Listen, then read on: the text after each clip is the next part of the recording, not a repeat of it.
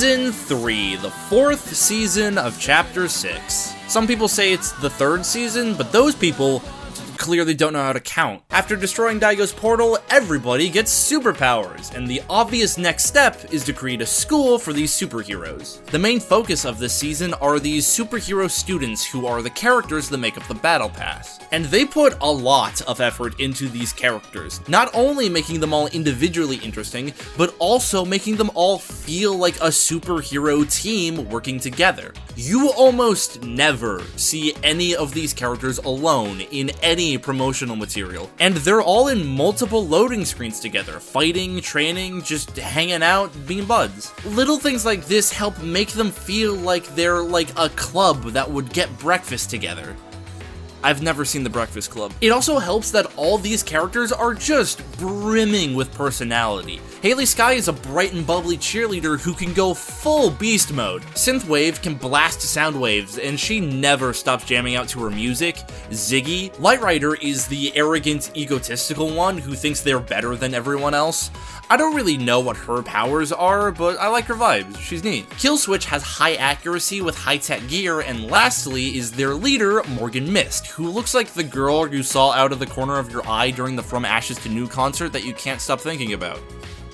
Just me? That might just be me. I really love what they're trying to do with these characters, giving the season a more personality-driven focus. But it's just not quite there yet. There are some major hurdles in the way, stopping these characters from being as good as they could be. For some reason, Fortnite really doesn't want you to know who these people are. Outside from a few trailers, these characters are never really used that much. They never get a chance to shine. Most players don't sit down and read NPC dialogue, and most of the time they're punished for doing so.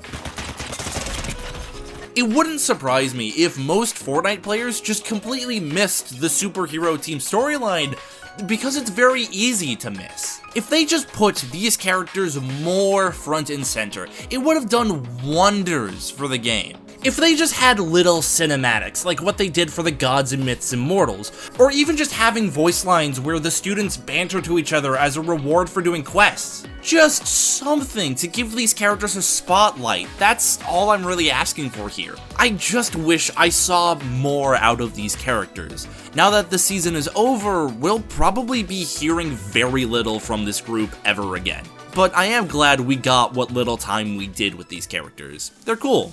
Another cool thing Fortnite did with these characters was give them all their own unique weapons. Every single student, except Ziggy, got 1 or 2 weapons added that are based on their powers. That's another reason why I love these characters so much. And another reason I'm confused they didn't do more with them, but whatever, we're moving on. Morgan Mist gave us the Mist Gauntlets, which let you throw crows at people. It had a very forgiving area of effect, letting you just look in the general direction of an enemy to deal damage, but only if they were close enough. Scarlet Witch also had another ability you can use where you could turn invisible for a short time called the Mist Form. You can travel a good distance with this thing, and it protects you from all damage, including from storm. You can't go super far with this thing, and it only has 10 charges, so it's not the best mobility item, but it's really unique, and you can turn it into the Ascended Mist. If you hold both of Morgan's items at once, they combine into one powerful item with unlimited dashes and a ridiculous amount of crows to throw at people. However, unlimited OK dashes still means you only have OK dashes.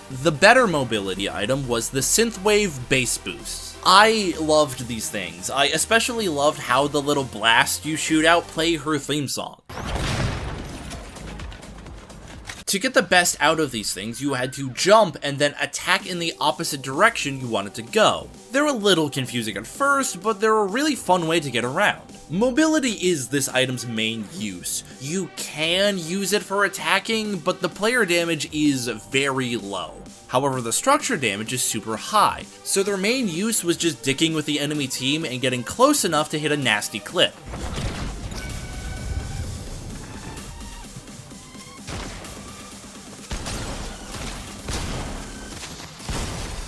That's probably the best gameplay you'll see out of me the entire chapter.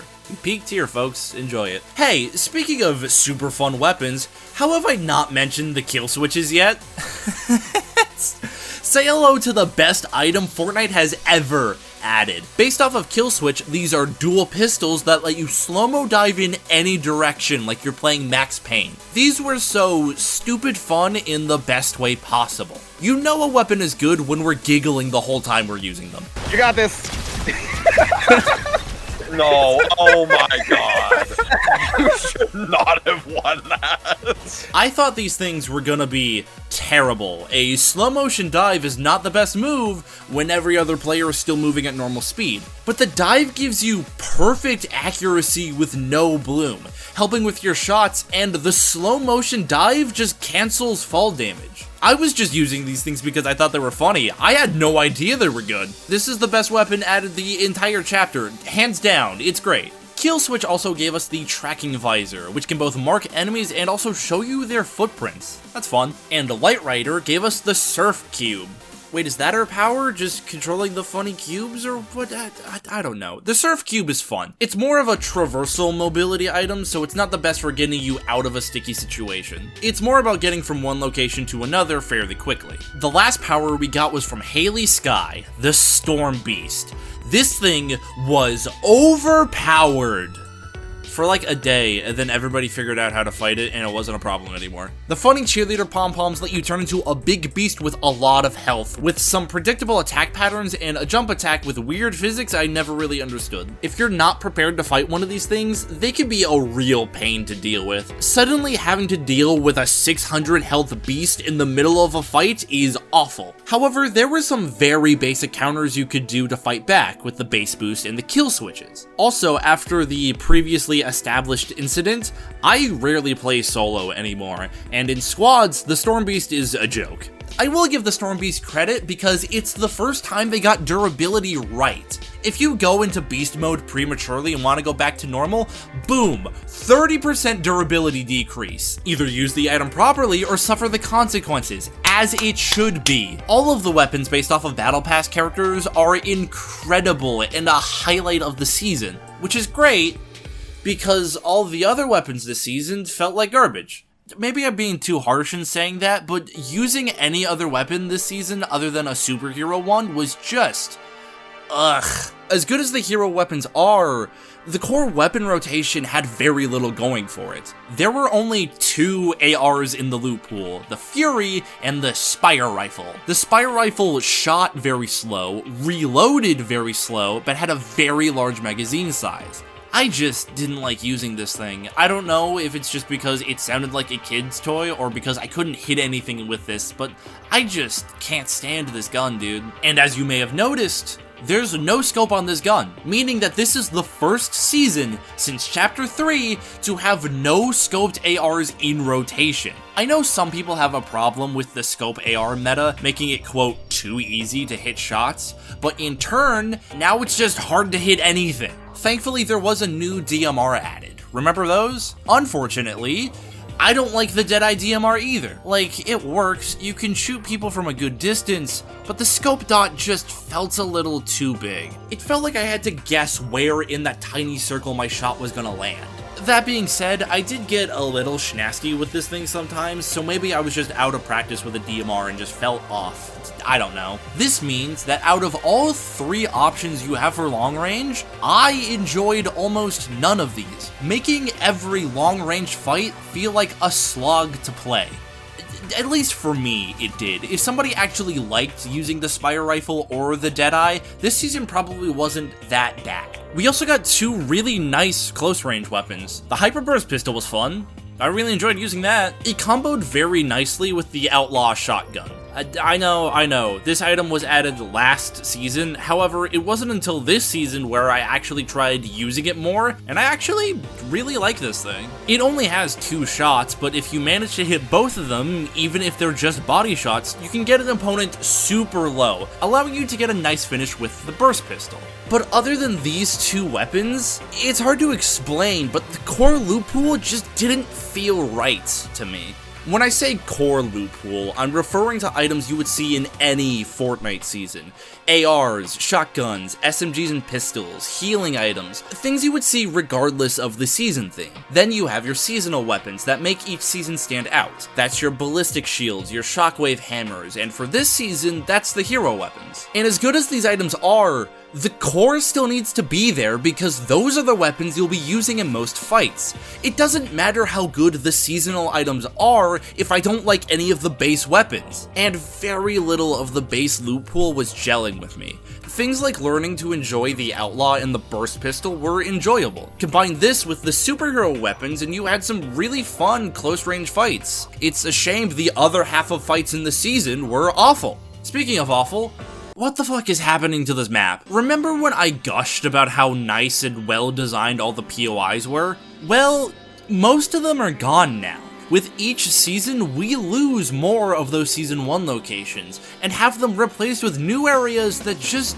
don't hit the same. We lost Magic Mosses for Supernova Academy. They legit just bulldozed a forest to make room for this stupid school. It's not a terrible location, but it's also nothing too special either. And it looks and feels very similar to Utopia City. You can just tell that the reference image for this place was the Paradise Future meme. They just look kinda bland, and there's nothing really unique about the layouts of these places either. They feel very similar to the Star Wars locations, where they were just added for the sake of adding something. And speaking of which, why are the Star Wars locations still here? The bland and boring Star Wars POIs are still here for some reason, even though the Star Wars season is over. Keeping the Enclave, I can understand, it adds a little variety to the map, but why keep the two boring ones? This map is quickly becoming a shell of its former self, as newer locations fail to live up to the expectations that the old ones set, with one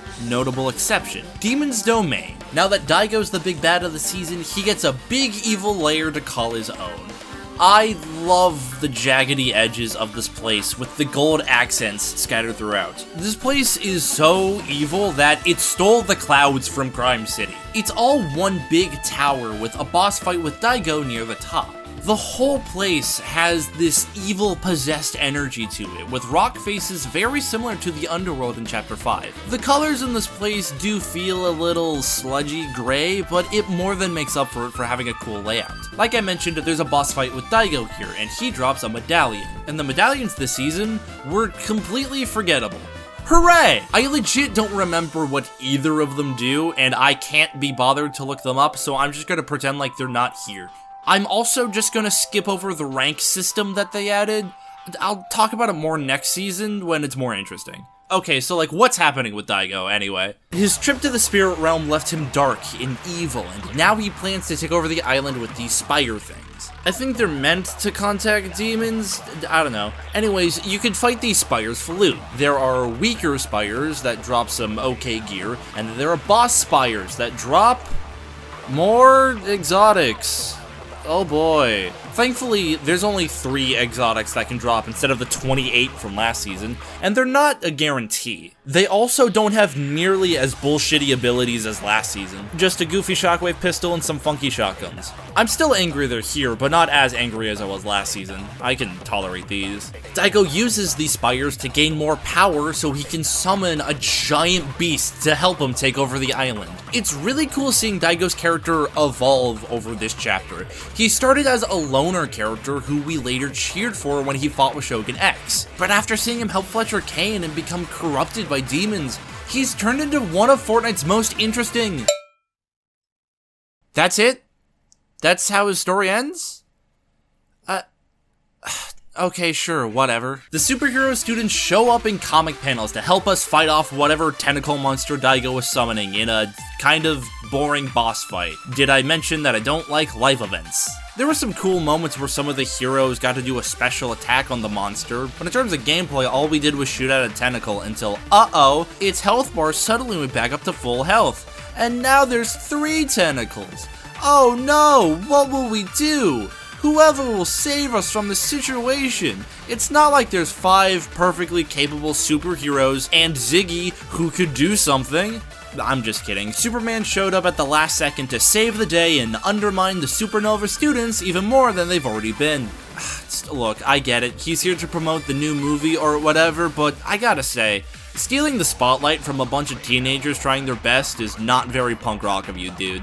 I'll give them some credit at least. They did manage to tie in a blatant movie advertisement into the storyline somewhat seamlessly. I should probably talk more about the Superman collab items. I don't think I've mentioned those yet. Good Boy Crypto was added to the game. You can use him like a junk riff by just throwing down a dog treat and he just dies for that thing through buildings and players. Aw, who's a good boy? Who's a good menace to the island? Yes, you are! Yes, you are! The Kryptonian form also had a chance to spawn during a match to let you pretend to be Superman for a little bit. It was neat. I like how you were on a timer while you were in the form and the only way to stay in it was to kill other players. And then they also added in Superman's classic move, the Kamehameha to rotation later in the season. I'm gonna be honest, I don't know why they added the Dragon Ball items back in for a little bit, but I'm really glad they did. It made me laugh. And that was Fortnite Super. This season felt kind of hollow. As good as some parts of it were, other parts felt like they still needed some work. Everything with the Supernova students was good, and everything else wasn't. It just felt like they were going for style over substance with this one, or at least that's how I felt. I've seen a lot of people say that this is one of their favorite Fortnite seasons in recent memory, and man, I wish I could say the same.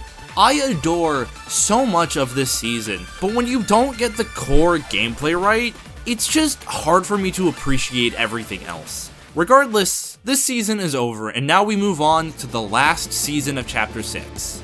The last one. Definitely.